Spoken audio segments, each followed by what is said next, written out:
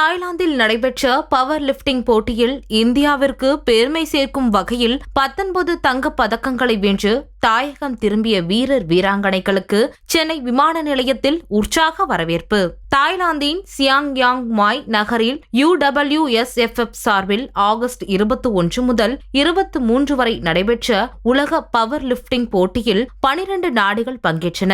இந்தியாவிலிருந்து 50 பேர் பங்கேற்ற நிலையில் தமிழகத்தில் இருந்து 8 பெண்கள் உட்பட 19 பேர் பங்கேற்று அனைவரும் தங்கப்பதக்கம் வென்று சாதனை படைத்துள்ளனர். ஒட்டுமொத்த சாம்பியன்ஷிப் பட்டத்தை தமிழகம் கைப்பற்றியது. பாங்காக்கில் இருந்து பெங்களூரு வழியாக சென்னை விமான நிலையம் வந்த அவர்களுக்கு சால்வை மற்றும் மாலை அணிவித்து உற்சாக வரவேற்பு அளிக்கப்பட்டது.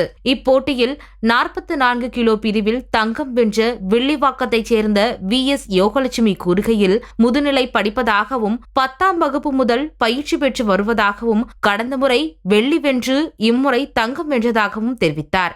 SDAT இப்போட்டியை அங்கீகரித்து வேலைவாய்ப்பு வழங்க வேண்டும் என முதல்வருக்கு அவர் கோரிக்கை வைத்தார்.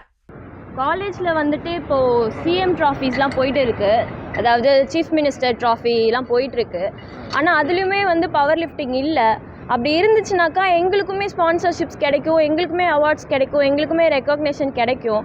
அதே மாதிரி எல்லா ஸ்போர்ட்ஸுமே வைடாக பாப்புலராக இருக்குது, பவர் லிஃப்டிங்குமே இருக்குது. ஆனால் எங்களுக்கு அந்த ரெக்கக்னேஷன் கிடைக்கல. ஸோ எங்களுக்கு அந்த SDATயில் இதை ஆட் பண்ணணும். அதே மாதிரி இந்த CM ட்ராஃபீஸ் இந்த மாதிரி கேம்ஸ்லையுமே இது கொண்டு வரணுன்றது நாங்கள் ஒரு கோரிக்கையாக CM சாருக்கும் ஸ்போர்ட்ஸ் மினிஸ்டருக்குமே நாங்கள் வைக்கிறோம்.